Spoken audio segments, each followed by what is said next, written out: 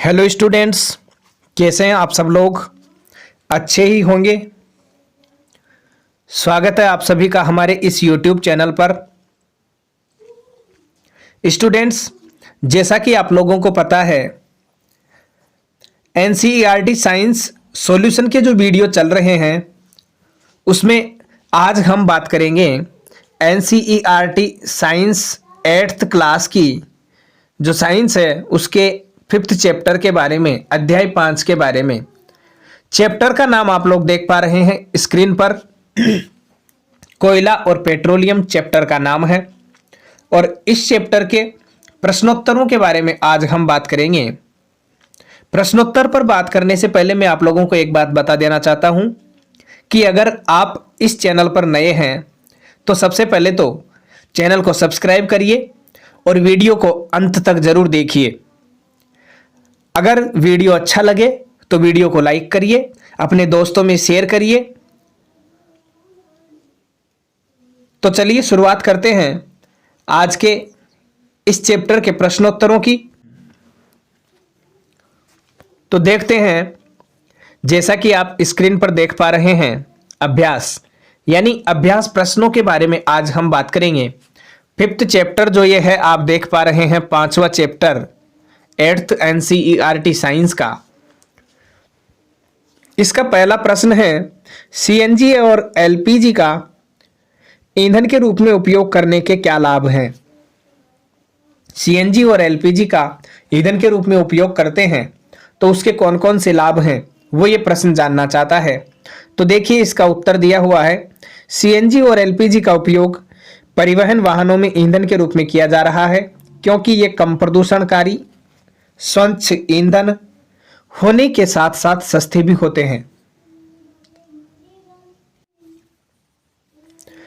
CNG और LPG का अधिक लाभ यह है कि इसे घरों और कारखानों में सीधा जलाया जा सकता है, जहां इसकी आपूर्ति पाइपों के माध्यम से की जा सकती है या की जाती है।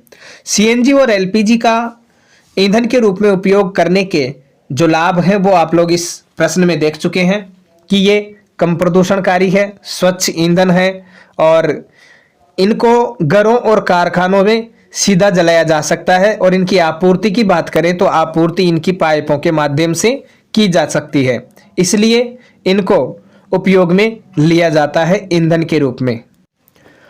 बात करते हैं दूसरे प्रश्न की। दूसरा प्रश्न दिया हुआ है,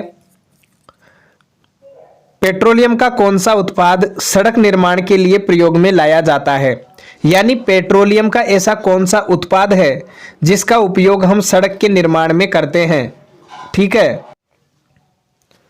तो इसका आंसर हो जाएगा कि आजकल पक्की सड़कों के निर्माण में कोलतार के स्थान पर एक पेट्रोलियम उत्पाद जो है बिटुमिन, इसका उपयोग किया जाता है।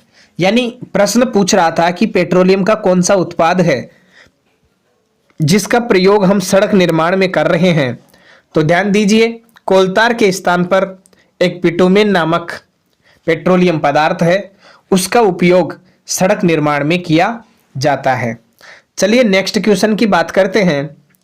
तीसरा प्रश्न आप देख पा रहे होंगे स्क्रीन पर। तीसरा प्रश्न आप देख रहे हैं, वर्णन कीजिए मृत वनस्पति से कोयला किस प्रकार बनता है और यह प्रक्रम क्या कहलाता है? प्रश्न जानना चाहता है कि मृत वनस्पति से जिस कोयले का निर्माण हुआ है वो कैसे बनता है और ये सारा प्रक्रम क्या कहलाता है। तो चलिए देखते हैं इसका उत्तर।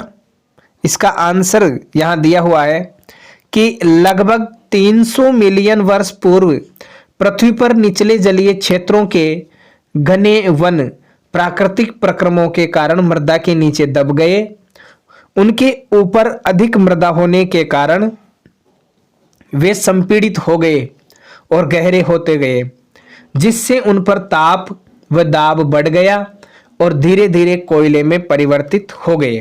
यहां तक तो आंसर हो गया कि मृत वनस्पति से कोयला किस प्रकार बनता है। तो हमने इसका आंसर देख लिया है। आगे बात करते हैं कि यह प्रक्रम क्या कहलाता है। तो कोयले में मुख्य रूप से कार्बन होता है और यह प्रक्रम कार्बनीकरण कहलाता है।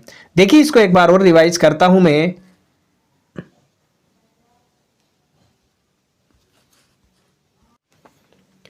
जैसा कि आपने देखा है कि लगभग 300 मिलियन वर्ष पूर्व पृथ्वी पर निचले जलीय क्षेत्रों के घने वन प्राकृतिक प्रक्रमों के कारण किसके नीचे दब गए? मृदा के नीचे दब गए और उनके ऊपर अधिक मृदा हो गई। अब अधिक मृदा आएगी तो उनका क्या होगा? दाब जो है, प्रेशर बढ़ेगा और उसके बढ़ने से संपीड़ितता क्या होगी? बढ़ेगी। तो वो संपीड़ित हो गए और गहरे होते गए, जिससे उन पर क्या बढ़ गया? ताप बढ़ गया और दाब बढ़ गया। धीरे धीरे वो किस में परिवर्तित हो गए?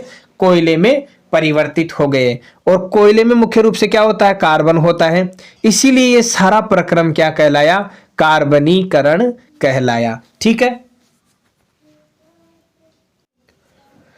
चौथा प्रश्न आप देख पा रहे हैं स्क्रीन पर कि रिक्त स्थानों की पूर्ति करनी है। रिक्त स्थान में आप लोगों को पूर्ति करनी है कि रिक्त स्थान तथा फिर रिक्त स्थान जीवाश्म ईंधन है। यानी जीवाश्म ईंधन कौन कौन है? तो देखिए यहां लिखा हुआ है आंसर में कोयला और पेट्रोलियम। तो पहले रिक्त स्थान में तो हम कोयला लिख सकते हैं और दूसरे रिक्त स्थान में हम लिख देंगे पेट्रोलियम। तो कोयला तथा पेट्रोलियम कैसे ईंधन है? जीवाश्म ईंधन है। ठीक है। इसका ख है पेट्रोलियम के विभिन्न संघटकों को पृथक करने का प्रक्रम कहलाता है।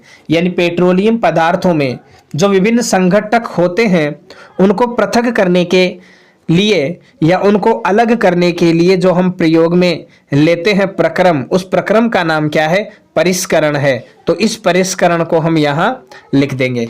तो इसमें क्या आ जाएगा? परिष्करण कहलाता है। इसी का ग तीसरा प्रश्न ग है वाहनों के लिए सबसे कम प्रदूषक ईंधन है। वाहनों के लिए सबसे कम प्रदूषक ईंधन है। सबसे कम प्रदूषक मतलब जिसकी वजह से वाहनों में जब हम ईंधन का दोहन करें तो सबसे कम प्रदूषण हो, ऐसा ईंधन कौन है? तो उसका आंसर हो जाएगा सीएनजी। और इस सीएनजी को हम यहाँ लिख देंगे। यानी ग जो है इसमें हम क्या लिख देंगे? सीएनजी। सीएनजी के पूरे नाम की बात करें तो कंप्रेस्ड नेचुरल गैस, इसका कंप्लीट जो फुल फॉर्म होता है वो होता है, हिंदी में बात करें तो संपीड़ित प्राकृतिक गैस इसका पूरा नाम होता है। देखते हैं अगला प्रश्न। अगला प्रश्न दिया हुआ है आप लोगों के सामने, 5वां प्रश्न है और इस प्रश्न में दिया हुआ है कि निम्नलिखित कथनों के सामने सत्य और असत्य लिखिए। या तो सत्य लिखिए या असत्य लिखिए, इन दोनों में से एक हमें छांटना है। ठीक है। पहला 5वें प्रश्न का क जो दिया हुआ है उसको हम देखते हैं कि जीवाश्म ईंधन प्रयोगशाला में बनाए जा सकते हैं। जीवाश्म ईंधन जो होते हैं प्रयोगशाला में बनाए जा सकते हैं। अगर सत्य है तो सत्य पे क्लिक करेंगे, असत्य है तो असत्य पे क्लिक करेंगे। तो आप खुद इस चीज को जानते हैं। अभी अभी फर्स्ट क्वेश्चन में हमने देखा था कि कितने मिलियन वर्ष? लगभग 300 मिलियन वर्ष में कोयले का निर्माण होता है। तो क्या जीवाश्म ईंधन प्रयोगशाला में बनाए जा सकते हैं? नहीं बनाए जा सकते। तो यहां पर असत्य सही हो जाएगा। नीचे आंसर में भी दिया हुआ है असत्य। ठीक है। चलिए बात करते हैं दूसरे क्वेश्चन की। सेकंड क्वेश्चन इसका ख आता है पेट्रोल की अपेक्षा सीएनजी अधिक प्रदूषक ईंधन है। देखो ये प्रश्न क्या कह रहा है कि पेट्रोल की अपेक्षा सीएनजी जो होती है ये सीएनजी अधिक प्रदूषण करती है, ये कहना चाह रहा है। तो इसका आंसर अगर हम देखेंगे तो सीएनजी अधिक प्रदूषक नहीं, कम प्रदूषक होती है, ये उल्टा लिखा हुआ है। तो ये भी क्या हो जाएगा? असत्य हो जाएगा। देखते हैं तीसरा प्रश्न। तीसरे प्रश्न की बात करें हम, कोक कार्बन का लगभग शुद्ध रूप है। यहां पर हमें देखना है कि यह सत्य है या असत्य है। तो मैं आप लोगों को बता देता हूं कि हाँ, कोक कार्बन का लगभग शुद्ध रूप है, इसीलिए इसका आंसर क्या हो जाएगा? सत्य हो जाएगा। ठीक है। इसका जो आंसर है वो क्या हो जाएगा? सत्य हो जाएगा। तो इसमें सत्य सही हो जाएगा। आगे बात करते हैं। इसका घ प्रश्न है कोलतार विभिन्न पदार्थों का मिश्रण है। तो हाँ, कोलतार सच में विभिन्न पदार्थों का मिश्रण होता है। तो ये क्या हो जाएगा? सही हो जाएगा और इसको हम कर देंगे सत्य। चलिए इसी का घ प्रश्न आप लोग स्क्रीन पर देख पा रहे होंगे। घ देखिए, क्या लिखा हुआ है अण में कि मिट्टी का तेल एक जीवाश्म ईंधन नहीं है। प्रश्न में लिखा हुआ क्या है कि मिट्टी का तेल एक जीवाश्म ईंधन है, नहीं है। तो इस नहीं को अगर हम काट दें तो ये बिल्कुल सही हो जाए लाइन। मिट्टी का तेल एक जीवाश्म ईंधन है, लेकिन यहां पर नहीं भी लिखा हुआ है, तो इसका मतलब ये हुआ कि ये जो प्रश्न कहना चाह रहा है वो ये कह रहा है कि मिट्टी का तेल एक जीवाश्म ईंधन नहीं है।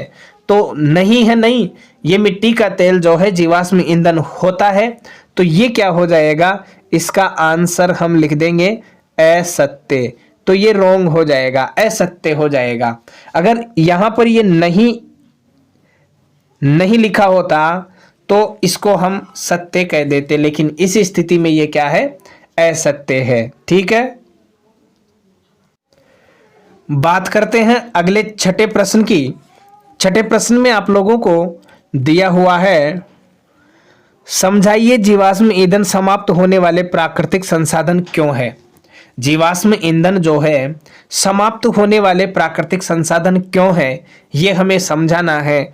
तो इसका आंसर हमारे सामने दिया हुआ है कि जीवाश्म ईंधन समाप्त होने वाले प्राकृतिक संसाधन हैं क्योंकि मृत जीवों को ईंधन में परिवर्तित होने में लाखों वर्ष का समय लग जाता है और उपलब्ध भंडार सिर्फ कुछ सालों तक के लिए ही पर्याप्त है। इसलिए हमें इनका न्यायोचित प्रयोग ही करना चाहिए। देखिए, प्रश्न का उत्तर दिया हुआ है कि जीवाश्म ईंधन जो है समाप्त होने वाले प्राकृतिक संसाधन है, यानी समाप्य प्राकृतिक संसाधन हम इनको कह सकते हैं। ये भी क्यों है समाप्य, क्योंकि मृत जीवों को ईंधन में परिवर्तित होने के लिए लाखों वर्षों का समय लगता है और लाखों वर्षों के समय में ये मृत जीव जो होते हैं जीवाश्म ईंधन में परिवर्तित होते हैं और वर्तमान समय में इसकी उपलब्ध भंडारों की स्थिति देखें तो ये सिर्फ कुछ सालों तक के लिए ही है, कुछ सालों तक के लिए पर्याप्त है।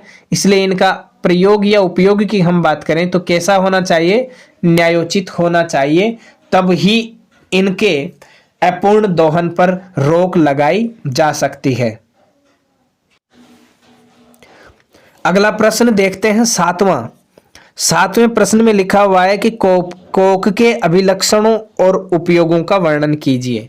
इस प्रश्न में आप लोगों को कोक के अभिलक्षण यानी उनके लक्षण और उसके उपयोगों का वर्णन करना है। इसका उत्तर है यह कठोर, सैरंध्र और काला पदार्थ है।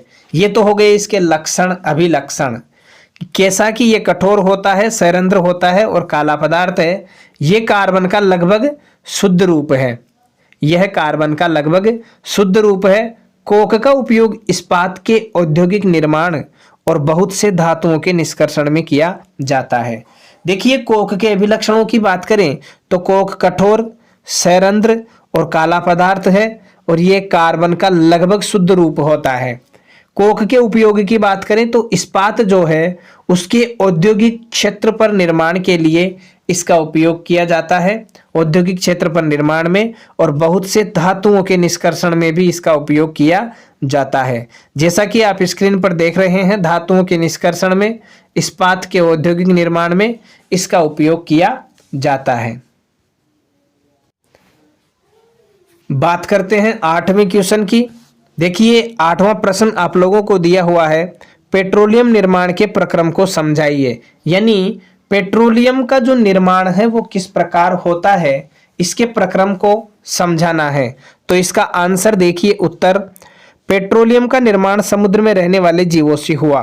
पहली बात तो हमें यह पता होनी चाहिए कि पेट्रोलियम का निर्माण जो हुआ किससे हुआ, तो समुद्र में रहने वाले जीवों से हुआ है। और जब ये जीव मृत हुए, इनके शरीर समुद्र के पेंदे में जाकर जम गए और फिर रेत और मिट्टी के तहों द्वारा ढक गए। जब क्या हुआ, ये जीव मृत हुए, इनके शरीर समुद्र के पेंदे में जाकर जम गए और फिर रेत तथा मिट्टी के तहों द्वारा ये ढक गए। ढकने के बाद में लाखों वर्षों में वायु की अनुपस्थिति रही और उस अनुपस्थिति, उच्च ताप और उच्च दाब ने मृत जीवों को पेट्रोलियम और प्राकृतिक गैस में परिवर्तित कर दिया। यानी हुआ यूं कि पेट्रोलियम का निर्माण जो हुआ, समुद्र में रहने वाले जो जीव हैं वो जीव क्या हुए, मृत हुए। अब मृत हुए तो इनके शरीर समुद्र के पेंदे में जाकर जम गए और फिर पेंदे में जाकर जम गए तो रेत और मिट्टी की तह द्वारा ये ढक दिए गए। लाखों वर्षों में क्या रही? वायु अनुपस्थित रही। तो वायु की अनुपस्थिति में उच्च ताप में और उच्च दाब में, इन तीनों की वजह से मृत जीवों को पेट्रोलियम और प्राकृतिक गैस में परिवर्तित कर दिया गया। तो पेट्रोलियम और प्राकृतिक गैस में ये ऐसे परिवर्तित हुए हैं। बात करते हैं अगले प्रश्न की। नवा प्रश्न आप लोगों को दिया हुआ है कि निम्नलिखित सारणी में 2004 से 2010 तक भारत में विद्युत की कुल कमी को दर्शाया गया है। इन आंकड़ों को ग्राफ द्वारा आलेखित करिए। वर्ष में कमी प्रतिशतता को y से y अक्ष पर दर्शाया गया है और वर्ष को x अक्ष पर आलेखित करना है। यानी प्रश्न कह रहा है कि सारणी में 2004 से और 2010 तक विद्युत की कुल कमी को दर्शाया गया है। यानी विद्युत खर्च जो है या विद्युत जो है उसमें कितनी कमी आई, विद्युत की कुल कमी जो है वो आई है, उसको दर्शाया गया है। और इन आंकड़ों को ग्राफ द्वारा आलेखित हमें करना है।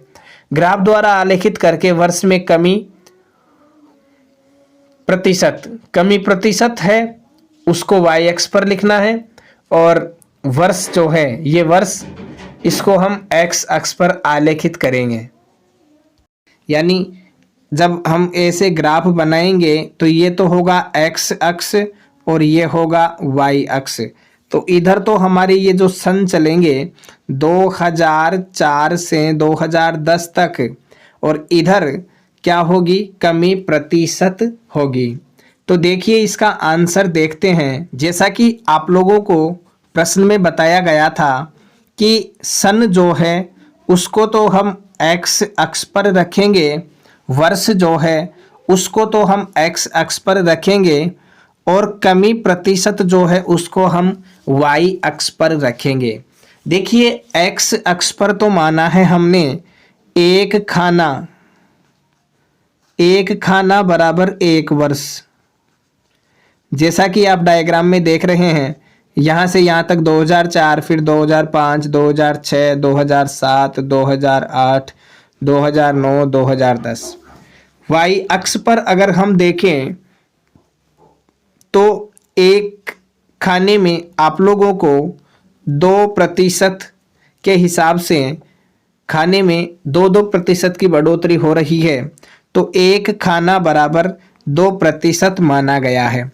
अब देखिए यहाँ पर हम देखते हैं कि पहला जो सन है 2004 उसमें कमी प्रतिशत है 7.8। 2004 में कमी प्रतिशत है 7.8।